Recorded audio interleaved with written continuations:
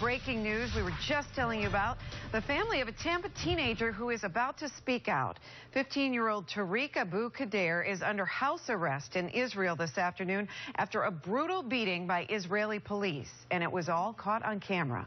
Police accused 15-year-old Tariq Khdeir of violent protesting and throwing bombs at them. You can see here in this video, he's being kicked or was being kicked by police officers while he was handcuffed. Even though he is under house arrest, no charges have been filed against him. And Khdeir is the cousin of a Palestinian teenager who was kidnapped, then burned alive.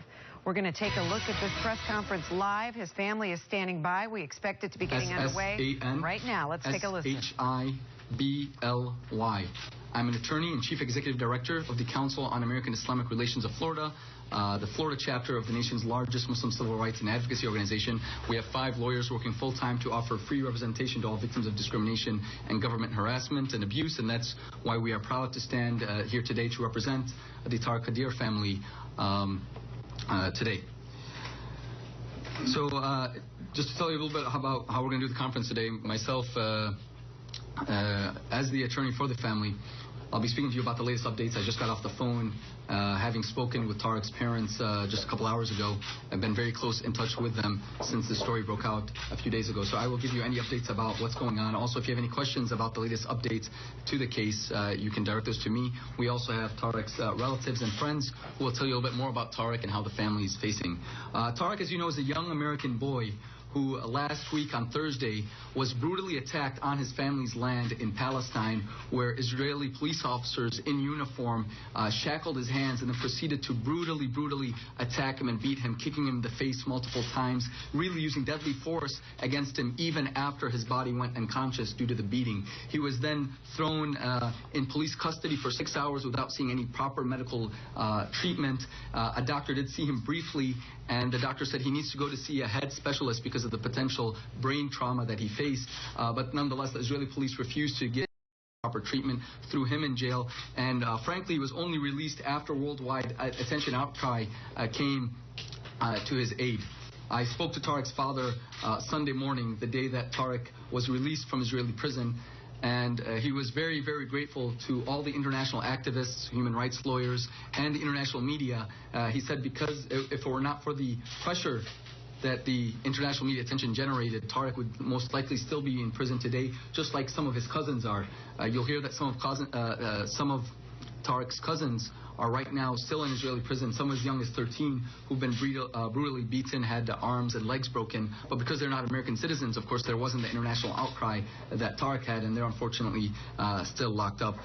So our goal is very simple. We need Tariq to be brought home immediately so he can receive the proper medical treatment that he needs. We also need those officers who brutally attacked him while he was subdued and while he was unconscious to be brought to justice so that they can never inflict any such harm against anyone else. And at the same time, we're calling for peace in the Middle East. We need the cycle of violence where innocent children from Israel, innocent Palestinian children, innocent Jewish children are being hurt and killed daily. The violence must stop on all sides. We must value human life, especially the lives of children, above political and religious differences. Very quickly, as I mentioned, we spoke today to the family of Tariq Khdeir, and there was several important updates. When I spoke to his mother and father were actually quite nervous. When I spoke to them, they said the Israeli army was on their street, intimidating the children within that neighborhood. Soldiers right in front of their house. Today, Tariq attended an Aza, or a mourning session in memory of his slain cousin, Muhammad Khdeir, who you know was brutally stabbed and then burned to death. Tariq was actually with Muhammad in the hour before Muhammad was abducted. So it's very tragic because Tariq was heavily grieved at having his cousin taken away from him so brutally, and then only a couple days later Tariq himself was brutally attacked and wrongfully arrested, and now he's under house arrest and he's not facing any charges while the police officers who brutally attacked him are free to go about their business. That's unacceptable, especially in a nation that calls itself a democracy. Today, Tariq's father did go to the Israeli government and filed formal criminal complaints against the police officers involved in the beating of his son. He also filed a formal complaint against the police department for denying his son the proper medical treatment that he needed as a result of the extreme and severe beating he received while subdued at the hands of the police officers. He also met with President Abbas today, who President Abbas, of course, extended him his well wishes and promised to help him seek justice.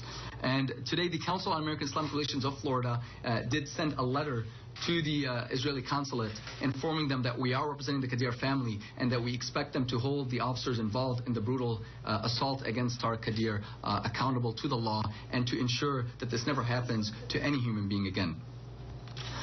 Finally, having spoken to the family today, we can report that Tariq, unfortunately, is still facing very bad headaches. His eyes are still bloodshot, and he still has stitches, and he needs to be brought back here for immediate medical care as soon as possible. With that, I want to welcome Tariq's aunt, Suhad Abu Khdeir, who will introduce herself and share with you a brief message. Thank you. My name is Suhad Abu Khdeir, S-U-H-A-D, last name A-B-U-K-H-D-E-I-R. I'm Tariq's maternal aunt, and we're just so happy that he's in his mother's arms right now. It's giving us a little bit of peace. We'll be 100% at ease when he's actually here, and we can get immediate medical attention. The only thing concerning me right now is after such severe blows to the head and a concussion, most medical injuries after a concussion won't show up immediately, and I need him to hurry up and come home so that nothing shows up while he's there. I want him here to seek the medical attention that's here. And hopefully he'll be fine. Thank you. We actually had medical experts review the footage of the brutal beating that Tariq received at the hands of the Israeli police officers, and they estimated that that kind of attack can cause severe traumatic brain injury, which could cause permanent damage if not treated properly, and could cost over $200,000 to treat.